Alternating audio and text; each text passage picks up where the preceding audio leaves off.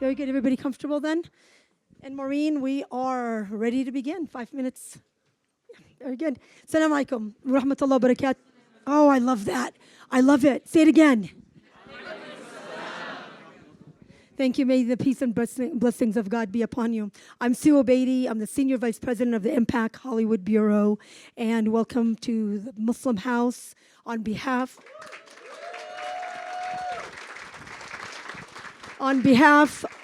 of the board and staff of the Muslim Public Affairs Council. We are so honored to have you and to be here. And we are just excited. I can't even tell you. The Muslim House is a hub of Muslim and allied storytellers that come together to learn from one another and collaborate with one another. For those who don't know, the MPAC Hollywood Bureau, we work in the entertainment industry to change the narrative around Muslims and Islam through our programs, our screenwriting labs, our fellowships, our consulting, and of course the Muslim House programming at key festivals, Sundance, South by Southwest, and Tribeca. To learn more about us, please visit mpachollywoodbureau.org. There are a lot of new faces here today. I'm so excited to have you. We are so excited to have you. Please get to know us, okay? So if you don't know us yet, you will by the end of the 2 days. I'd like to start, of course, with giving praise and gratitude to God Almighty. By His will, we're here again at the Sundance Film Festival, the last one in Park City. It's okay because everything that has a beginning has an end, and so we are excited about Boulder and coming together there as well.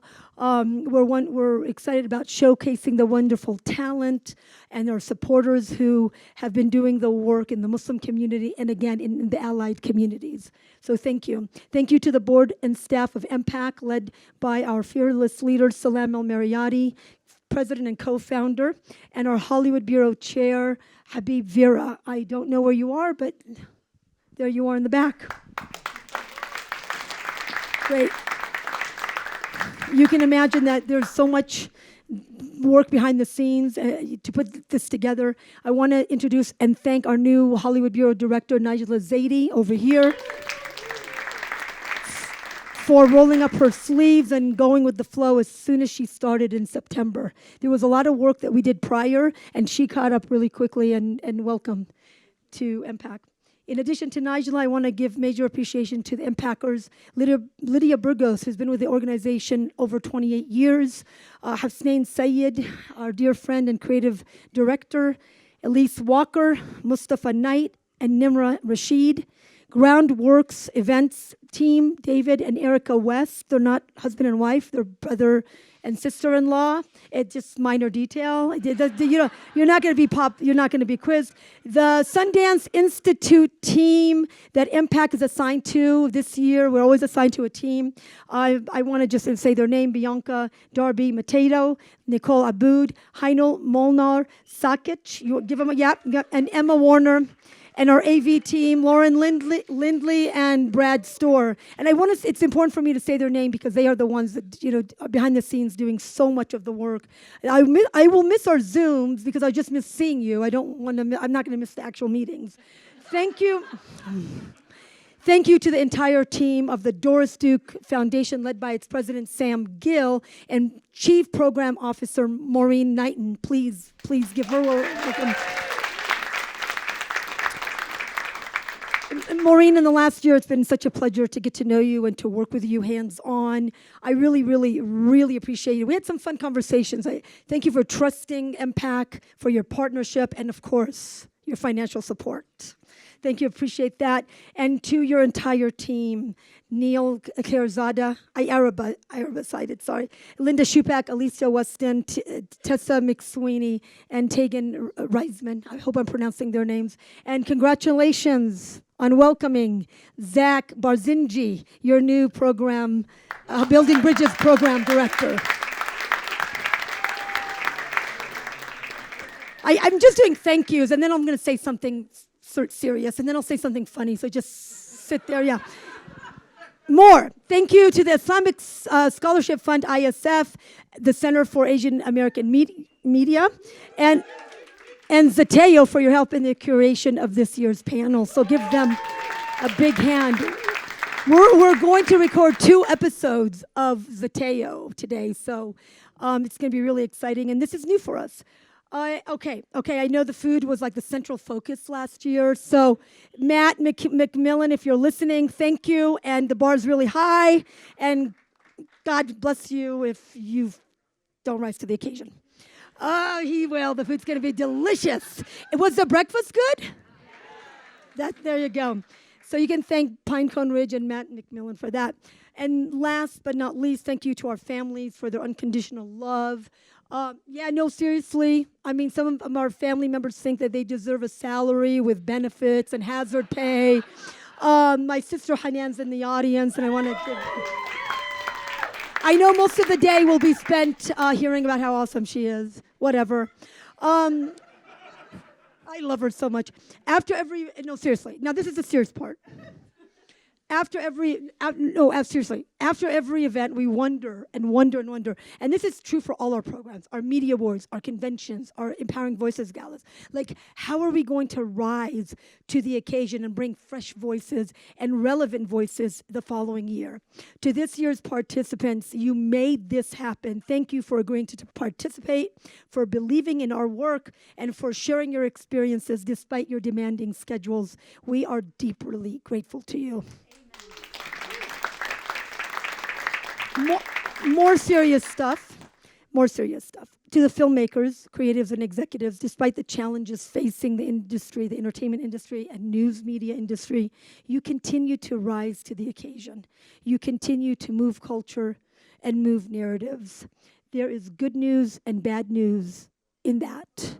The bad news is that you've only scratched the surface. The good news is that you've only scratched the surface, and the best is yet to come, God willing. There's a saying that we all know, and it actually did not come from Prophet Muhammad, peace be upon him. It came from a philosopher in the 16th or 17th century. That's what ChatGPT said.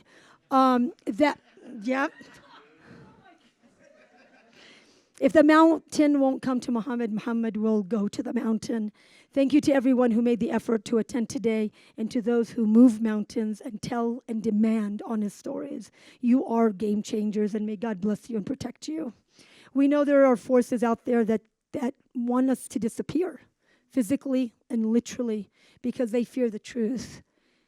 The truth is that diversity is what makes the world go around. Regardless of faith, color, and identity, we all belong here. We are essential to making America safe for everyone.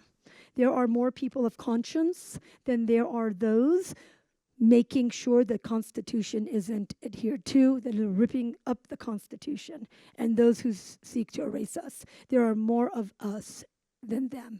So please remember that. So despite the pain and... Nope, you're going to take away from my time. It's all good. So despite the pain and the layers of hardship, because we do know, we see you, keep pushing through. We will win. We are winning. Seriously, look around the room. This is what the future looks like. Now I'd like to transition to introducing Salam, which is really, really a fun part for me.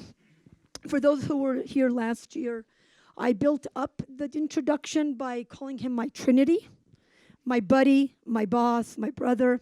This year I want to introduce him by telling you a quick story. It is no secret that I don't have an indoor voice. People hear me before they see me. It's a thing that's plagued me all my life. All my life, I'm loud at home, I'm loud at the office, and I'm loud at restaurants. I'm even loud when I whisper. I swear, I promise. So 10 years ago when I approached Salam and I said I want us to be at the Sundance Film Festival. I told him that we need to be present here. It's critical to our work in the entertainment industry and our mission of owning our own stories.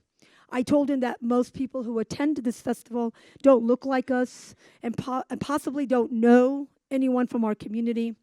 And so it's going to take a long, long, long time to build, and it's really, really, really expensive. And I'll need to be gone for about a week. He heard that I'll need to be gone for about a week and said, oh, yes, absolutely. Go get him. Did you like that part? I thought it was kind of cool. I try every year to do something new. I don't, in all seriousness, back then, like now, we understood that our fellow Americans need to see us, need to hear from us, and need to understand that we are not temporary here. We are essential here. Thank you, Salam, for being here to see the return on your investment. Salam Al-Marayati, the president of MPAC.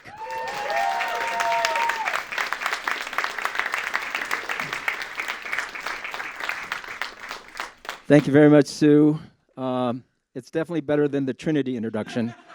Sometimes when you walk into a crowd, you say, Alhamdulillah, well, praise be to God. I have to say, Astaghfirullah, God forbid.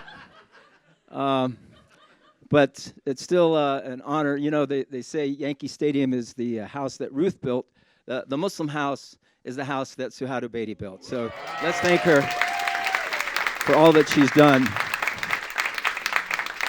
And not just done things for people in this room, but what you've done for America. And I'm not exaggerating. I mean, this is truly a remarkable feat in order to have the Muslim voice on Main Street and making Muslims a part of the American mainstream. So thank you for your work, Suhad.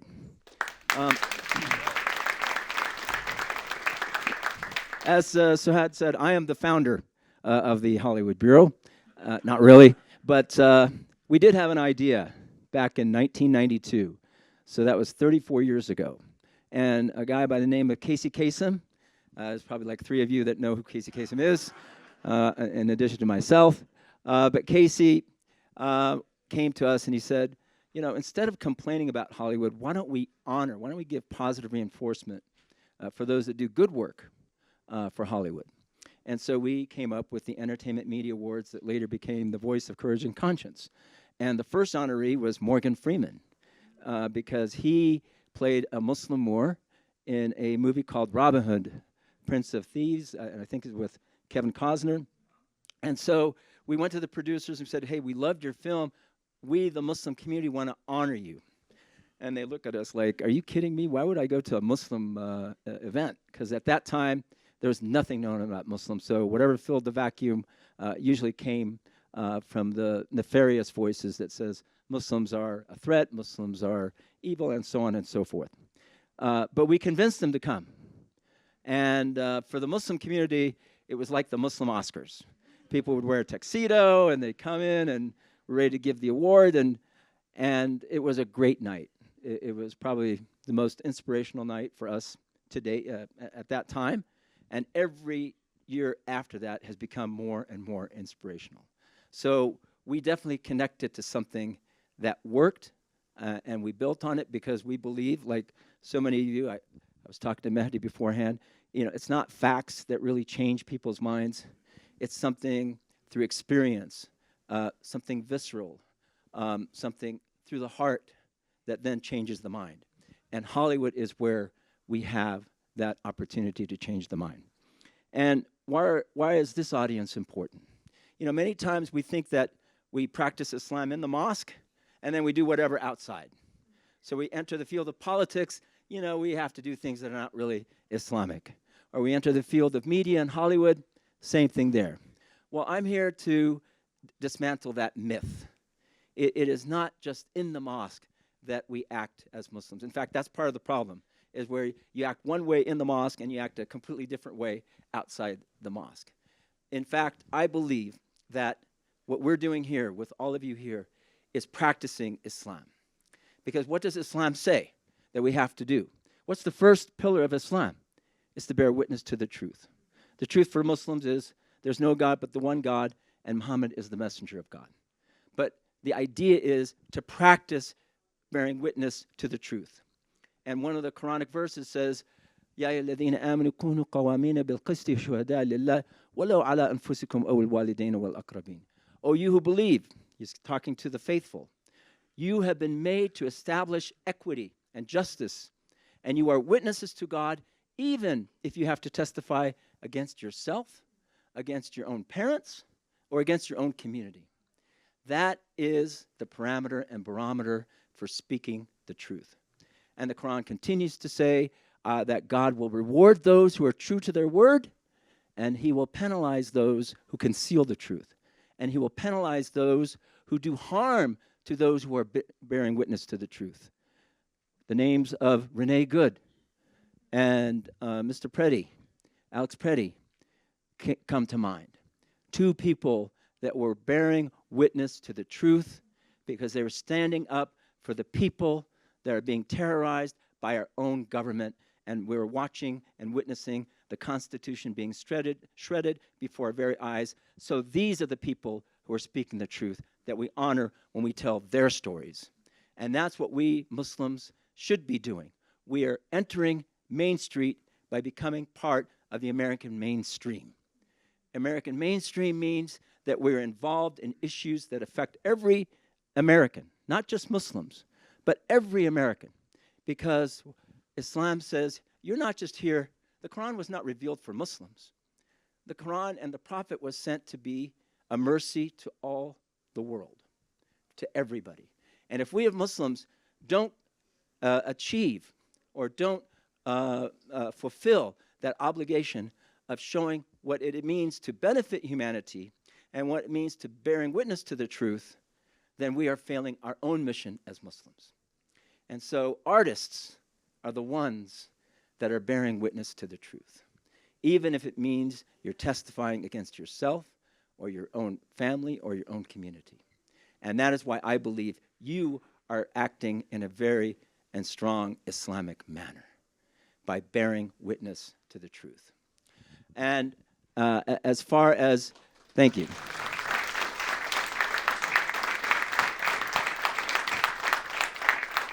Is that okay to, that didn't take time for my, no, thank you, Sue.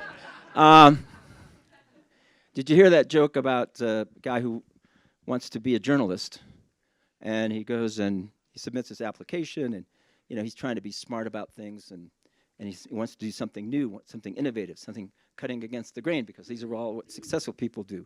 So he goes to the application, he turns in the application, he goes to the interview, and the guy says, well, what kind of stories do you want to do? He goes, well, I think we should do stories about Gaza, because not enough is being told about the suffering of the people of Gaza, and journalists are being killed, and health workers are being killed, and humanitarian workers are being killed, and we're being denied entry there.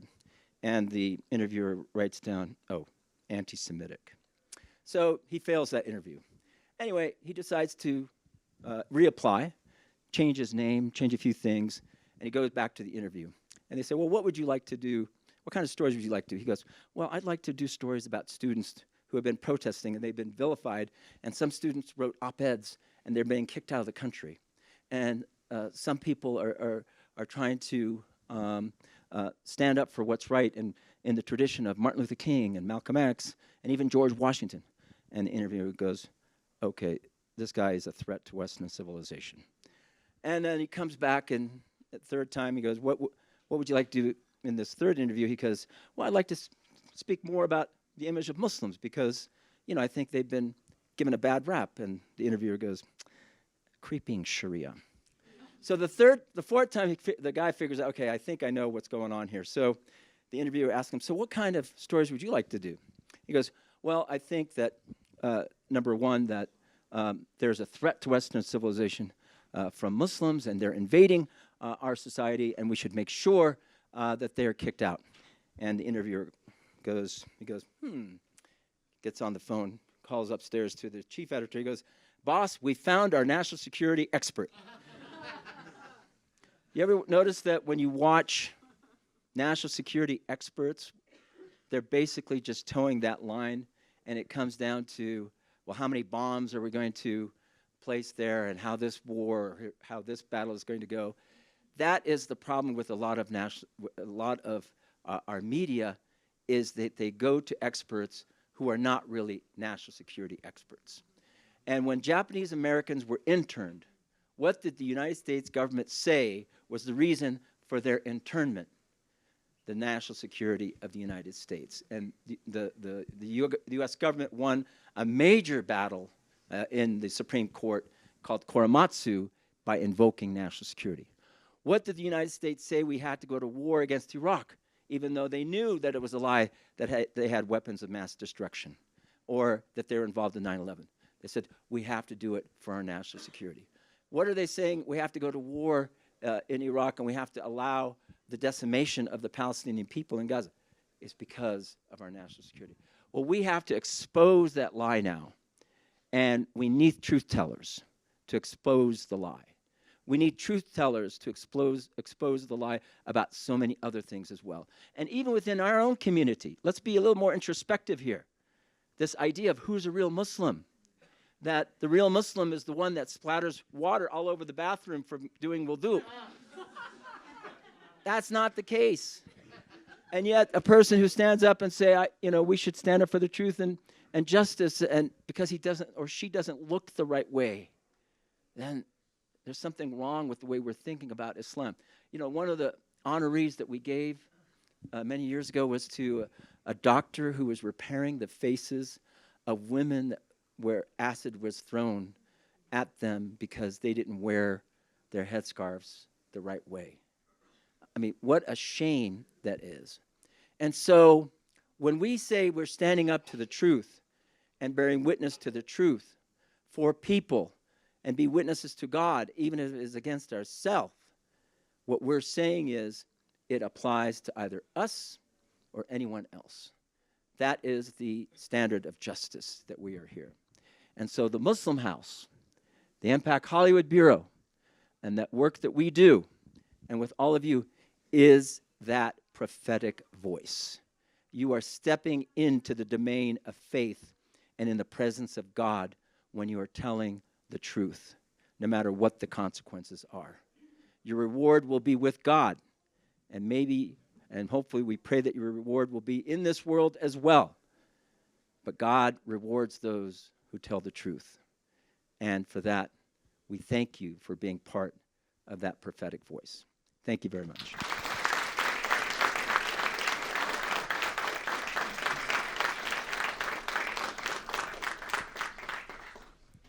And now I want to bring to the stage our dear friend and honestly mentor and just inspirer, Maureen Knighton, Chief Program Officer of the Doris Duke Foundation. Again, I got to know her a lot over the do you have her speech, Sam? The past year, and it has just been an honor to work with her and to get to know her. And again, I want to thank her for her support of us. And please, Maureen, please give our regards to Sam as well.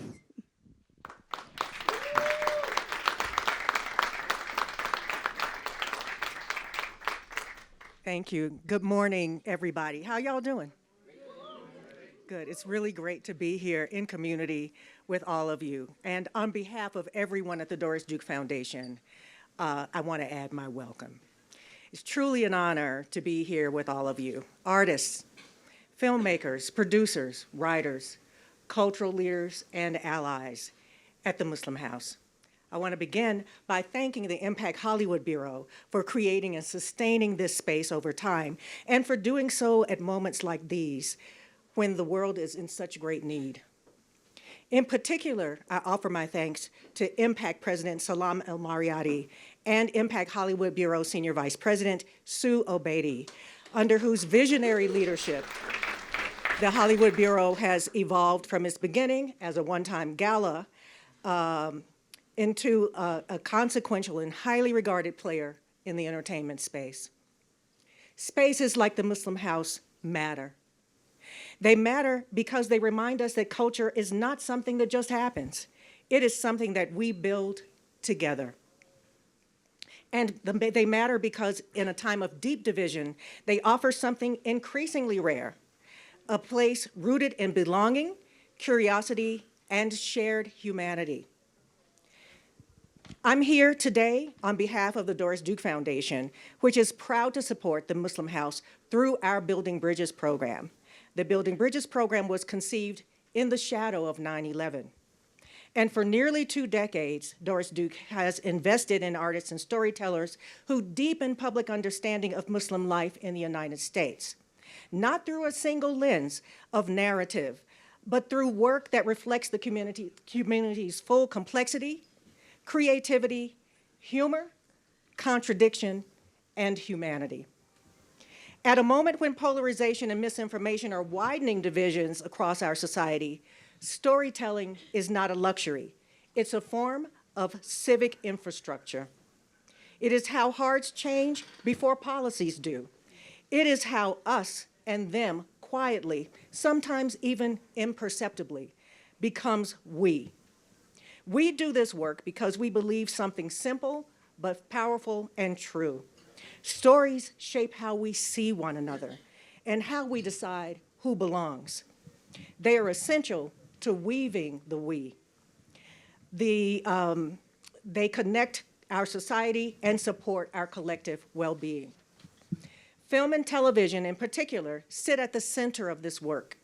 They reach audiences at scale. They enter living rooms, phones, earbuds, classrooms, and conversations. And whether we intend it or not, they signal who's worthy of empathy, who gets to be fully human.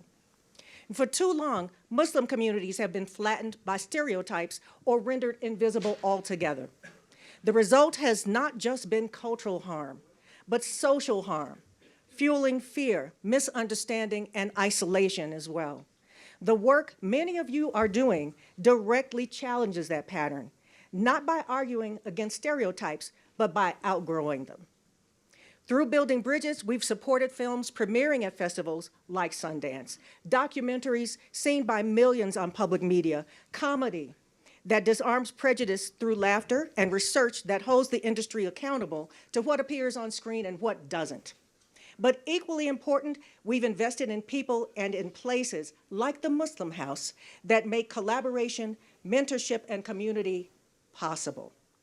The Muslim House is not just an event, it's an ecosystem. It's a place where emerging filmmakers meet seasoned professionals, where tough conversations happen on stage and off stage, and where creative risks feel a little easier because you know you're not taking them alone. In that sense, it models the kind of pluralism our broader society needs. One that doesn't ask people to check their identities at the door, but invites them to bring their full selves inside. Pluralism is sometimes misunderstood as simple coexistence, agreeing to stand side by side without conflict. But real pluralism is more demanding than that. It requires engagement. It asks us to listen across difference, to sit with discomfort, and to stay in relationship, even when stories challenge our assumptions. Storytelling is one of the most effective tools we have to practice that kind of pluralism. A well-told story doesn't lecture, it invites. It creates emotional proximity. It allows someone who's never met a Muslim family or set foot at a mosque or question their own assumptions to see the world through another person's eyes. And when enough of those moments accumulate, something shifts. It becomes irresistible. At the Doris Duke Foundation, we talk about social cohesion, not as an abstract ideal, but as a lived experience. Social cohesion is what allows diverse societies to function with trust rather than fear. It's what makes disagreement survivable. And culture, film, television, comedy, art, music is one of the few arenas where social cohesion can be strengthened at scale without asking permission. That belief is central to Building Bridges' current focus on creating new platforms for diverse voices, especially as technology reshapes how stories are made and shared and who they reach. Whether stories are reaching audiences through theatrical releases, streaming platforms, digital channels, or formats we haven't even fully imagined yet, the question remains the same.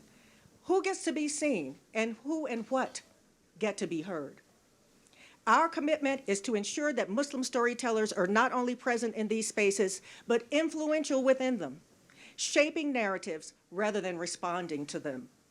Safeguarding authenticity that pushes against the promulgation of stereotypes.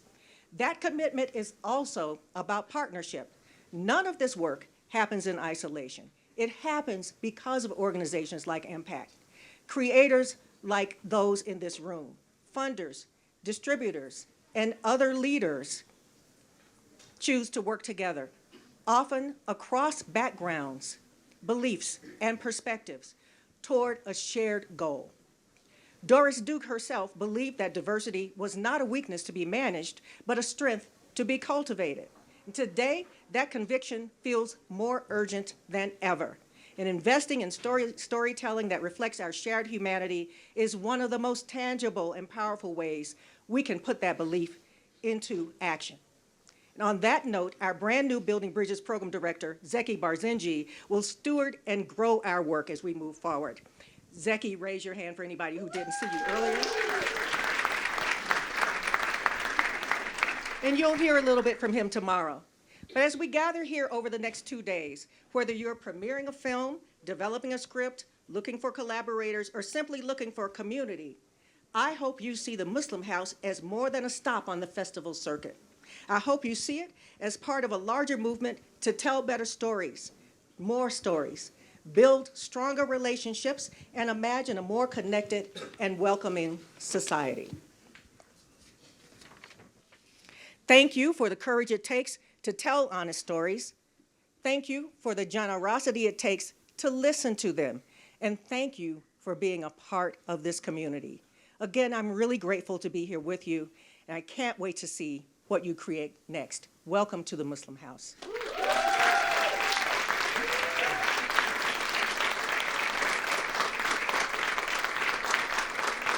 Thank you.